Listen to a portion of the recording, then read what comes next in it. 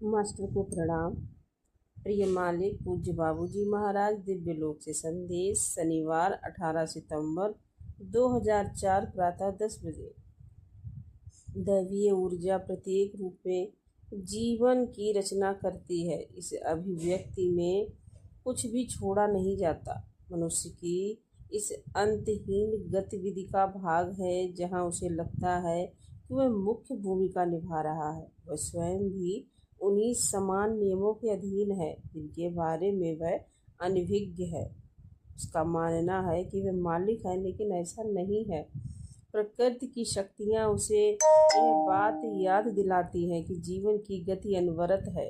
मनुष्य के लिए अपने भीतर और अपने आसपास इसकी अभिव्यक्ति के पूर्ण दायरे को समझना कठिन होगा। जहाँ स्पंदकीय गति केवल सभी सृजित स्वरूपों को अनुप्रमाणित करती है। ये स्पंदन सृष्टि रचना की संचालित शक्ति है जिसकी क्षमता की कल्पना मनुष्य नहीं कर सकता, क्योंकि वह तो अपने भौतिक शरीर तक ही सीमित है और उसकी आंतरिक कार्यप्रणाली के बारे में भी वह अनभिज्ञ है। उसमें एक अबोधता है। उसका मानना है कि वह अपने आप को जानता है।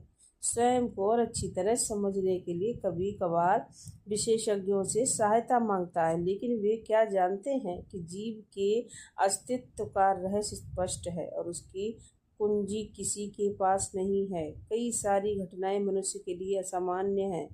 मानव जाति अपनी अज्ञानता में ऐसे आधारों पर आगे बढ़ रही है जिन्हें वर्तमान में बदला नहीं जा सकता। चेतना का न्यायाम उसे स्वयं की सच्चाई और जिस संदर्भ में आगे बढ़ रही है उसके बारे में जानने की गहन समझ प्रदान करेगा। वह समझ जाएगा कि नए संसार का जन्म होना सुनियोजित है। ये इस संसार के स्पंदकीय स्तर को विशेष रूप से बढ़ा देगा।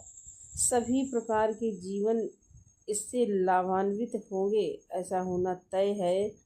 यह सृष्टि की एक एकीकृत इकाई है और समान नियमों के अधीन। फिर भी भले ही इसकी अभिव्यक्तियों की विविधता किसी व्यक्ति को एक इसके विपरीत सोचने पर बाध्य कर सकती है, दैवीय शक्ति अद्वितीय है। मनुष्य इसे समझने में भूल कर रहे हैं, लेकिन तब भी यह उन्हें अपने नियमों के अधीन ही रखती है। सब कुछ दैवीय शक्ति के अधीन है।